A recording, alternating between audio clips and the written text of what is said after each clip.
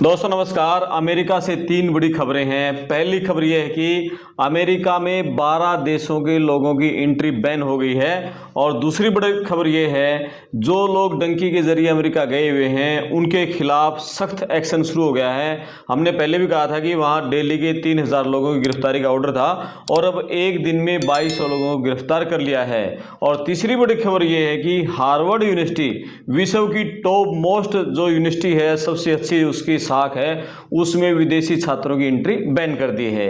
Asia net की एक report ये कहती है कि ट्रंप के जो करीबी सलाहकार हैं स्टीवन फिलर हैं और जो होमलैंड सिक्योरिटी डिपार्टमेंट है उसकी जो सेक्रेटरी हैं क्रिस्टी नोएम, उन्होंने जो इमिग्रेशन के जो अधिकारी थे, इमिग्रेशन और कस्टम एनफोर्समेंट जो आइस की जो टीम जिसे बोलते हैं, जिसको गिरफ्तारियां करनी होती हैं, उसको आदेश दिया था अभी कुछ दिन पहले उनकी मीटिंग लेकर कि डेली 3000 लोगों की गिरफ्तारियां की जाए जो अवैध रूप से अमेरिका में रहते हैं। तो इसके बाद जो आइस के जो अफसर हैं वो एक्शन में आ गए हैं और उन्होंने एक ही दिन में 2200 लोगों की गिरफ्तारी कर दी है। अमेरिका के इतिहास में ये आज तक का सबसे बड़ा आंकड़ा है, एक दिन में सबसे ज्यादा लोगों की गिरफ्तारी करने का। तो जो आवर्जन के वकील हैं उनका ये कहना है कि बहुत सारे जो अवैध प्रवासी हैं उनको जो आइस की टीम ने गिरफ्तार किया है, सबसे पहले उनको एक ग्रुप टेक्स्ट मैसेज भेजा था और उसमें लिखा था कि वो निर्धारित समय पर अपने जो आइस का ऑफिस है उसमें पहुंचे, चेक इन के लिए उसमें हाजिर हो। और जब वो लोग वहां पर पहुंचे तो उनको गिरफ्तार कर लिया गया। बुलाया था उनको चेकिंग के लिए, लेकिन वहां उनको गिरफ्तार कर लिया, ये जो इमिग्रेंट के जो वकील हैं उन्होंने कहा है। और जो रिपोर्ट ये कह रही है सेनेट की, जो गिरफ्तार किए गए लोग हैं उनको एटीडी प्रोग्राम के तहत रखा था आइस ने। एटीडी ये होता है कि अल्टरनेटिव टू डिटेंशन, यानी ऐसे कुछ लोग होते हैं जिनके पास कोई दस्तावेज नहीं होता और ऐसे लोगों को रिहा कर दिया जाता है। लेकिन क्या होता है कि उनको जीपीएस सिस्टम के तहत या स्मार्टफोन ऐप के तहत या कोई चिप के तहत उनको एंकल मॉनिटर चिप लगा देते हैं, उसके तहत उनकी निगरानी की जाती है। तो ऐसे लोगों को बुलाया गया था आइस ने कि आप अपनी चेकिंग के लिए एक बार अपने कार्यालय में आए, अपने नजदीकी जो भी आइस का कार्यालय वहां आए। तो ग्रुप टेक्स्ट मैसेज भेजा था। जब वो लोग वहां चेकिंग के लिए पहुंचे तो उनको सीधा गिरफ्तार कर लिया। तो आइस क्या है, इसके चेक इन के तहत इनके प्रोग्राम रखता है। जो आइस जो सुविधाएं हैं समय पर उनकी चेक इन करता है कि ऐसे लोगों पर क्या सुविधाएं हैं। टखने पर जो मॉनिटर लगाकर उनके प्रवासियों की जो गिरफ्तारी है उसके जब ये मुद्दा वहां उछला है तो फिर आइस के प्रवक्ता ने यह कहा है कि जो लोग गिरफ्तार किए गए हैं उनके पास जो आवर्जन न्यायाधीश है, आवर्जन के जो जज हैं, उनके द्वारा निष्कासन का, उनको देश से बाहर निकालने का आदेश था, यानी निष्पादन योग्य अंतिम आदेश उनके पास था और उन्होंने उस आदेश का पालन नहीं किया था। भाई उनको मतलब वहां से डिपोर्ट करना था। लेकिन वहां की एक मीडिया रिपोर्ट ये कहती है कि मई महीने में, पिछला जो महीना था मई, उसमें व्हाइट हाउस के जो डिप्टी चीफ ऑफ स्टाफ हैं स्टीफन मिलर हैं और ट्रंप के बहुत खासिम खास हैं, उन्होंने आइस के अफसरों को ये चेतावनी दी थी कि डेली 3000 अवैध प्रवासियों की गिरफ्तारी की जाए। तो शुरुआत में धीमी थी, लेकिन उन्होंने ये कहा था कि यदि टारगेट को कंप्लीट नहीं किया गया तो ऐसे आइस के सभी अधिकारियों को यानी कि बर्खास्त कर दिया जाएगा। इसके बाद जो आइस के जो आंकड़े हैं उन्होंने ये बताया गया है कि मई के अंत तक आइस ने 20,000 से ज्यादा जो टखने पर जिनकी मॉनिटरिंग की जा रही थी ऐसे लोगों को उन्होंने मतलब वहां रखे हुए थे, आइस के अंतर्गत थे और वो सारे एटीडी कार्यक्रम के तहत थे, यानी 98.5% लोग थे वो चेक इन के लिए उपस्थित होते हैं, समय समय पर उनको बुला लिया जाता है। अब आइस के अफसरों पर जो उनकी गिरफ्तारी का जब दबाव पड़ा तो आइस के अधिकारियों ने क्या किया, जिन लोगों की जो मॉनिटरिंग होती थी जीपीएस के तहत, स्मार्टफोन के तहत या जो उनके मॉनिटरिंग एंकल मॉनिटरिंग के तहत उन लोगों को ग्रुप टेक्स्ट मैसेज भेजा, उनको बुला लिया और बुलाने के बाद सीधा उनको गिरफ्तार कर लिया। तो इसके खिलाफ वहां के जो वकील हैं, वकीलों ने नाराजगी जताई है। लेकिन अभी ट्रंप अपने इस चीज से बिल्कुल मतलब टस से मस नहीं हो रहे हैं। उन्होंने कहा है कि जो अवैध प्रवासी हैं किसी सूरत में यहां नहीं रहेंगे, उनको गिरफ्तार किया ही जाएगा। और जनवरी में जब से ट्रंप का दूसरा कार्यकाल शुरू हुआ है, शुरुआत के 100 दिनों में आइस की टीम ने 65,000 लोगों को गिरफ्तार करके देश से बाहर निकाल दिया है और अब उसमें और तेजी लाई जाएगी।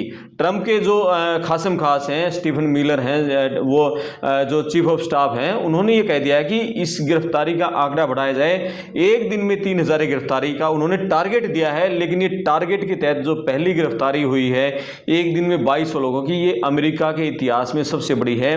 यानी कि और 60,000 को पहले 65,000 से ज़्यादा लोगों को वो पहले अपने 100 दिन में भेज चुके हैं।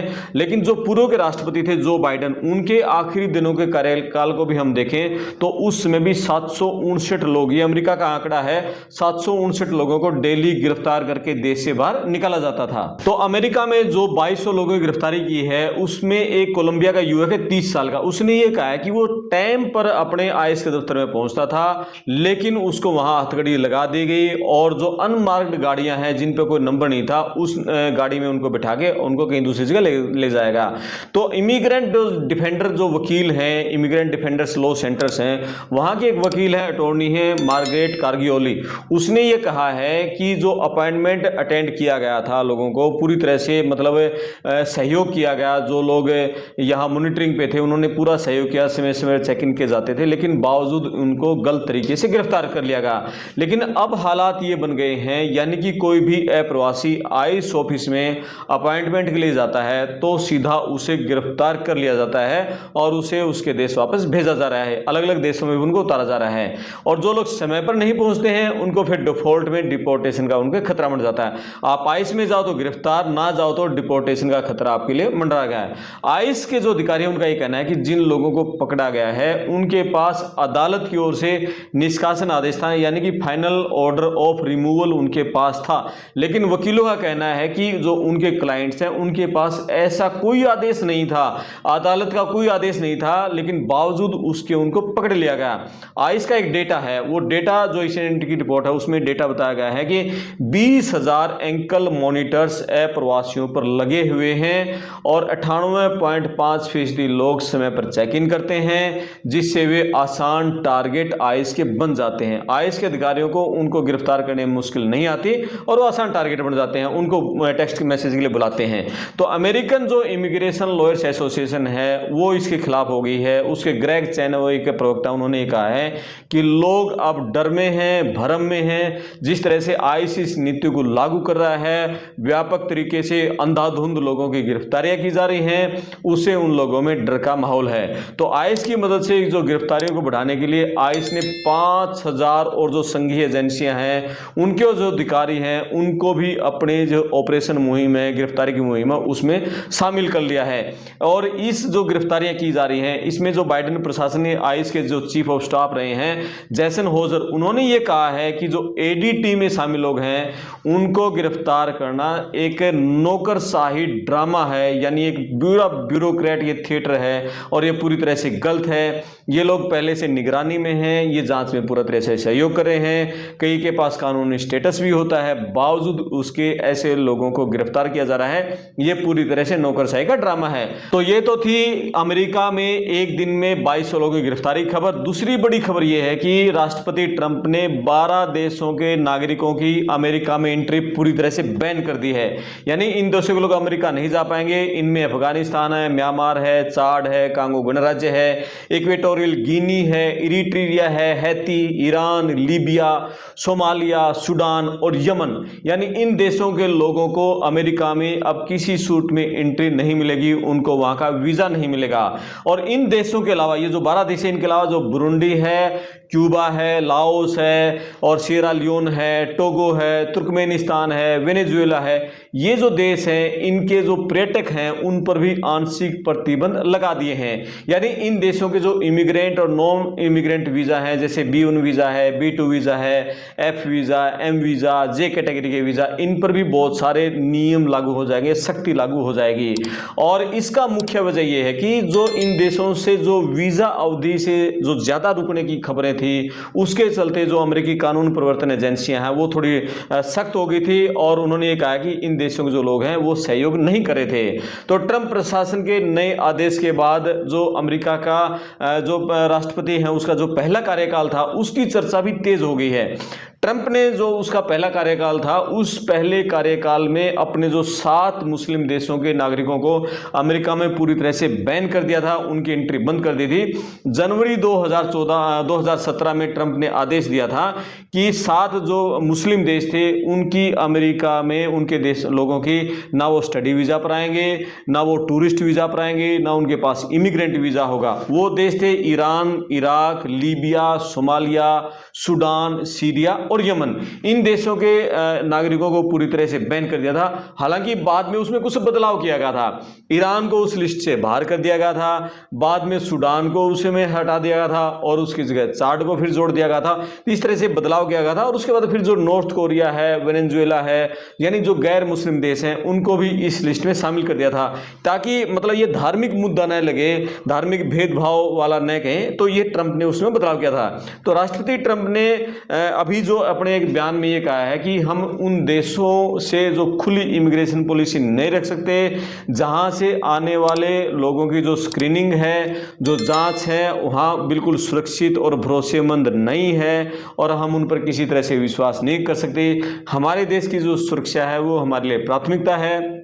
लेकिन ये जो फैसला है ये अमेरिकियों को खतरनाक विदेशी तत्वों से बचाने के लिए ले गया है, यानी जो देश में आकर अमेरिका में अगर खतरा बन जाते हैं, उन देशों के लोगों को हम अमेरिका में एंट्री नहीं करने देंगे। और तीसरी बड़ी खबर ये है, हार्वर्ड यूनिवर्सिटी पूरे दुनिया की सबसे प्रतिष्ठित यूनिवर्सिटी है, जहाँ की रिसर्च बहुत गजब की रहती है, रिसर्च पर बहुत पैसा खर्च किया जाता है, एजुकेशन क्वालिटी पूरी दुनिया में सबसे टॉप में है। उस यूनिवर्सिटी में विदेशी छात्रों की एंट्री फिर बैन हो गई है और ट्रंप ने कह दिया है कि विदेशी छात्रों को वीज़ा इस यूनिवर्सिटी के लिए नहीं दिया जाएगा। पहले भी इस तरह का आदेश दिया था, कोर्ट ने उस पर रोक लगा दी थी। अब ट्रंप ने फिर कह दिया है कि हार्वर्ड यूनिवर्सिटी में कोई विदेशी छात्र पढ़ने के लिए नहीं आएगा। हालांकि ट्रंप ने पूरी दुनिया के जो स्टूडेंट हैं उनके लिए अमेरिका में जो स्टूडेंट वीज़ा पर जाते हैं उसके लिए जो इंटरव्यू होता है, इंटरव्यू पर पूरी तरह से अभी रोक लगा रखी है। पूरे जो आवर्जन अधिकारी हैं, पूरी जो इसकी इमिग्रेशन ऑफिसेज हैं, सभी देशों में दूतावास ऑफिस हैं, एम्बेसी ऑफिस हैं, उनको आदेश दे रखा है कि स्टडी वीज़ा के लिए कोई भी इंटरव्यू की डेट जारी न की जाए। पहले उन छात्रों की पूरी तरह से जांच होगी, उनको सोशल मीडिया प्रोफाइल की जांच होगी, किस तरह से सोशल मीडिया में वो लाइक करते हैं, किस तरह से वो पोस्ट कर रहे हैं, कैसी पोस्टों को लाइक कर रहे हैं, और पूरी जांच करने के बाद ही उसके बाद स्लॉट ओपन किया जाएगा। और जो उस जांच में सोशल मीडिया प्रोफाइल उनका है, यदि कहीं भी संदिग्ध लगा तो ऐसे छात्रों की अमेरिका में एंट्री नहीं होगी।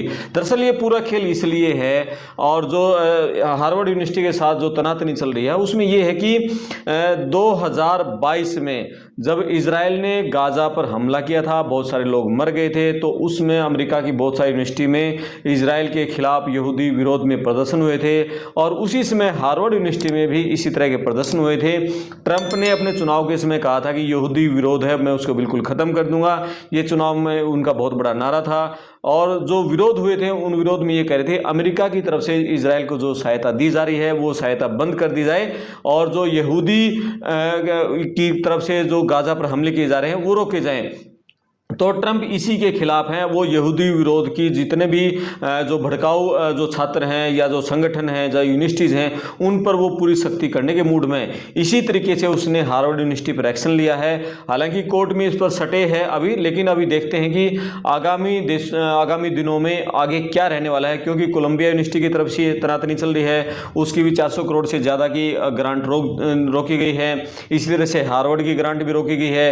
कई अन्य यूनिवर्सिटीज़ को नोटिस दिए जा रहे हैं, बहुत सारी यूनिवर्सिटीज़ में चेकिंग की जा रही है, वहाँ का किस तरह का माहौल है। तो इस तरह की खबरें हैं, यानी कि अब अमेरिका में जाना, वहाँ टूरिस्ट वीज़ा पर जाना, वहाँ स्टडी वीज़ा पर जाना या इमिग्रेंट वीज़ा पर जाना बहुत मुश्किल हो गया है। और इसी का कारण ये है कि अब अमेरिका में लोग घूमने के लिए, पढ़ने के लिए जाने के बजाय दूसरे देशों के रुख कर रहे हैं। इंग्लैंड, कनाडा, जर्मनी, ऑस्ट्रेलिया, वहाँ रुख कर रहे हैं। अमेरिका को नुकसान बहुत हो गया, क्योंकि जो बच्चे वहाँ जाते थे, स्टडी वीज़ा पर जाते थे, वो बहुत बड़ी एक आमदनी अमेरिका को उनसे होती थी, मतलब $1 ट्रिलियन में अमेरिका को उससे आमदनी होती थी। बच्चे वहाँ फीस देते थे, एम्बेसी फीस देते थे, यूनिवर्सिटी की फीस देते, वहाँ जाकर जो सारे खर्चे करते थे, मतलब वो $1 ट्रिलियन की इकोनॉमी बूस्ट होती थी अमेरिका की। लेकिन ट्रंप है, उनके सिर पे पता नहीं क्या भूत सवार है, उन्होंने कह दिया कि मैं बिल्कुल जो अमेरिकी लोग हैं, यानी राष्ट्रवादी जो पॉलिसी है उस पर आ गए हैं। मैं पहले फर्स्ट मेरे लिए अमेरिकन है, मैं अमेरिकी लोगों के लिए काम करूँगा, अमेरिकी को नौकरी मिले, आप पढ़ाई में सबसे पहले अमेरिकन को मौका मिले, रिसर्च में अमेरिकन को मौका मिले, जॉब सबसे ज़्यादा अमेरिकन को मिले। पूरी तरह से जो राष्ट्रपति पॉलिसी है उस पॉलिसी पर वो आगे हैं और इसके चलते बहुत सख्त आवर्जन नीतियाँ, इमिग्रेशन नीतियाँ वो लागू कर रहे हैं। आप वीडियो पर अपने कमेंट्स करना, चैनल को सब्सक्राइब करना और आपके भी कोई सवाल हैं तो कमेंट बॉक्स में जरूर करना, उस पर भी हम कोई ना कोई वीडियो जरूर बताएंगे। और हमारे बहुत सारे साथी अमेरिका में हैं, हम कोशिश करेंगे उनको भी लाइव लेकर जो वहाँ क्या माहौल चल रहा है, किस तरह से डर का माहौल है, उस पर वीडियो बनाएंगे। मैं आपका दोस्त करणपाल, धन्यवाद।